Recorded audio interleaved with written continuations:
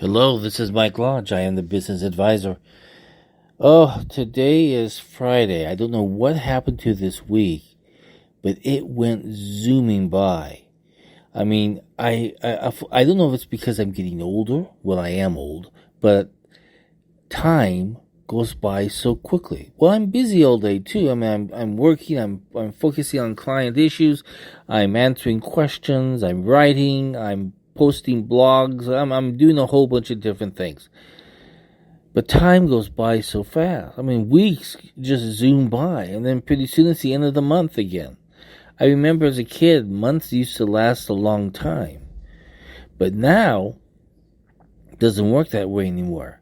It zooms by. I said the other day, I wrote a blog about getting old because in March it was my birthday. And I said, I didn't realize that getting old would zoom by so fast. And it does. It just zooms by. Well, I tell you, over the past 6 weeks, I have been working with a company that I ordered my eyeglasses from. 6 weeks.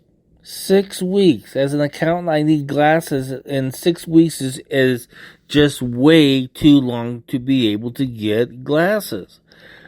And I followed up with him every single day. And every single day, did I get to talk to a human being? No. I talked to an AI-generated customer service company. Not company, thing. Because it's not a human being. It's not a person. It's a thing. Did I resolve my problems? Never. Not on any single day did I resolve a problem. And it started when I placed my order. Then it took a week to get it into production. Then when it was in production, it was several weeks just sitting there in production. And every day I would get online with them because you can't call anymore. So you have to do it online. And it would come back and say, okay, let me have you talk to one of our agents. And as soon as the agent would come on to talk to me, it would always say, I am a live human being. I never believed that for a second. Because it was exactly the same question every single day. I even said, you're not a human being. And they came back and said, yes, I am. Well, you know what? If you're not talking to human beings to resolve issues, these machines just make you go around and around and around, and you never resolve the issue. I finally got my glasses this week, after 6 weeks of waiting for them to do their thing at their eye plant. Customer service is a vital thing. I shouldn't use the word thing. It's a vital part of any business. If you are not responding to your customers in a timely way and in a professional way and in a way that you're actually resolving the issue, you're wasting your time. You're going to make people mad. I will never use this eye company again, even though I need more glasses. I will never use this eye company again because of the customer service that was given me. Zero customer service. Listen, you may think that AI is going to save you a lot of money, but it might not, because if customers decide to leave, you've just lost money there. And I told this. In fact, I told the company online when I was with the customer service AI thing, I'm not coming back to you. Did she care? No, she didn't care. Well, she said, oh, I'm sorry that this happened. It was the exact same response every single day, because I told them every single day I was not going to go back to them. And I got the same answer back every day. Even though I was told I was talking to a live individual, I was not. It was a lie. A lie with AI. AI can lie, you know. So you just get used to it, because if companies start using AI for everything that they're doing in dealing with customers, you're going to lose business, because AI lies and AI does not resolve issues. Never does. It's only when an individual, a live person, gets involved so they can look through the whole system and see exactly what's going on. They can even get up from their chair and go and talk to somebody to get you an answer. AI does not do that. So those of you who are proud of your AI systems, it's nothing but crap, I'm telling you, because it does not deal with humans very well. I don't care how much you train it, how much you put all these words into it. It never can resolve a problem like an individual can. Who can get up and go talk to a supervisor, who can get up and go talk to production, who can get up and go do stuff. AI can't do it. They cannot talk to a live person to come back to me with an answer that I can understand. If you're just coming back to me with the same words every single day with no action being taken, you've lost me as a client. You've lost me. So that's part of doing business is, yeah, you think it's going to save you money, but it might not, because if customers leave, you have just lost your money. It's gone.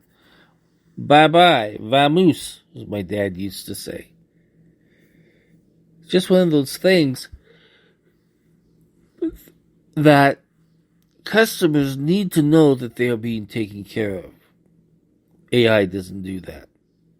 I'm afraid not. It just doesn't do it. I mean, it's good if you go to McDonald's, you go up to that board, you take your finger and you push on the various pictures of what you want to eat. That's great. It's good. It's fine. But when you have an issue where people have purchased something from you and you're not able to explain to that customer what's going on, you have a big problem, and it's going to cost you money. It's not going to make you any more money. So strange, this world now, right? I mean, here we are into this world of automation, and automation just doesn't live up to what it's supposed to be. Great in production, great in manufacturing, yeah, fine, because it's monitoring everything, it's paying attention to all the data that's going in and out. But when it comes to dealing with actual individuals, it fails. At least in my experience, it fails. And it makes me very frustrated when I cannot talk to an individual and get to the heart of the matter and get it resolved. Now, the other thing I wanted to talk to you about, a lot of you out there have businesses. And I asked this question, do you know how to read your financial statement? Because I have a lot of people who, when I prepare their tax return, and I'm doing their business tax return, and I have to prepare the financial statement, and I sit down to talk with them about it, they don't seem to really understand or grasp what a financial statement is for. If you are a manager, if you own a business, you need to pay very close attention to that financial statement, because what it does, it tells you what is going on and how your company is performing. I sat down with a restaurant the other day, and they don't even care about their financial statements. All they care about is the cash flow, how much money that they can spend that day. That's what they care about. But as we were beginning to look at the financial statements, I began to explain to him, I said, listen, you've got some off months here, but you've got a full staff. Why do you have a full staff when your income has gone down 20% for that month, but you've kept the staff right at that level? In restaurants, you are more movable when it comes to staffing. When you don't have enough business coming in, you can put them on hold for a little bit, lay them off for a little bit. There were other things. I'm sorry, I'm yawning. But there were other things, such as on inventories and in the buying of food, that they were not consistent in their purchases. And sometimes they were buying too much in a period where they should not have been buying, but they felt they needed it. And then, how do we measure their waste? How much was thrown away because it went bad? There are all these questions that you have to ask on on the financial statements, and why do we see so much accounts receivable? Why are we not collecting on this? Why is it sitting there for so long?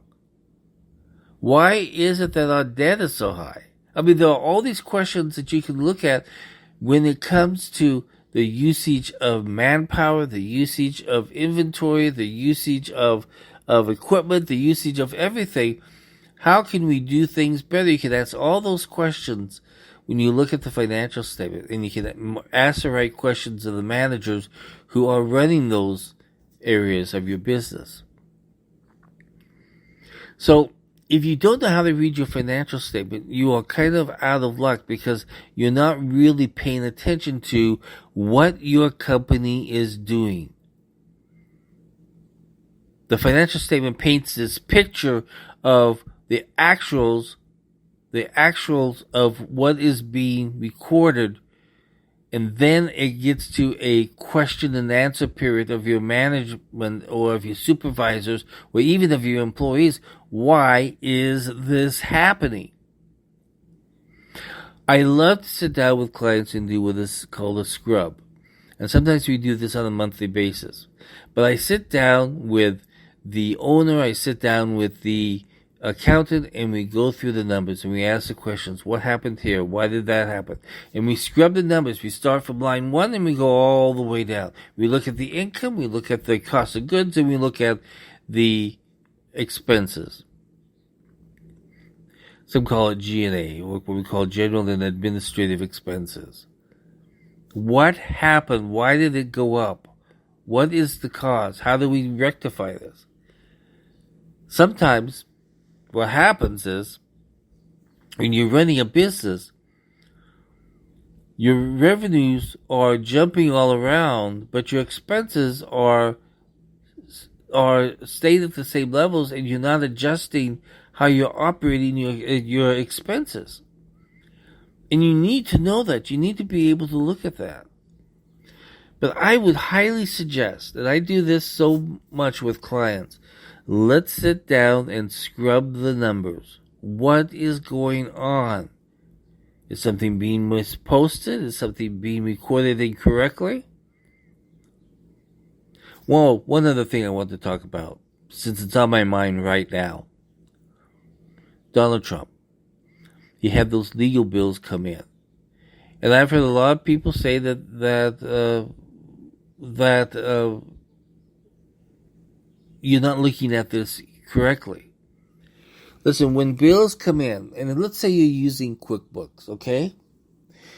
And we have had this bill come in from this attorney for over and over and over again. When it comes in, we have to verify it. And most of the time, if it knows it's from a law firm, the computer or the accounting software automatically knows how to identify it as legal costs. So it's put right into legal fees, legal expenses. Sometimes the accountant doesn't even have to look at it, because we automatically know that it's accounting fees, or it's legal fees, or it's utility, whatever. The computer knows, and so it automatically puts it into that line item. A lot of times, when people don't understand what's going on, especially the legal people, they just don't get it.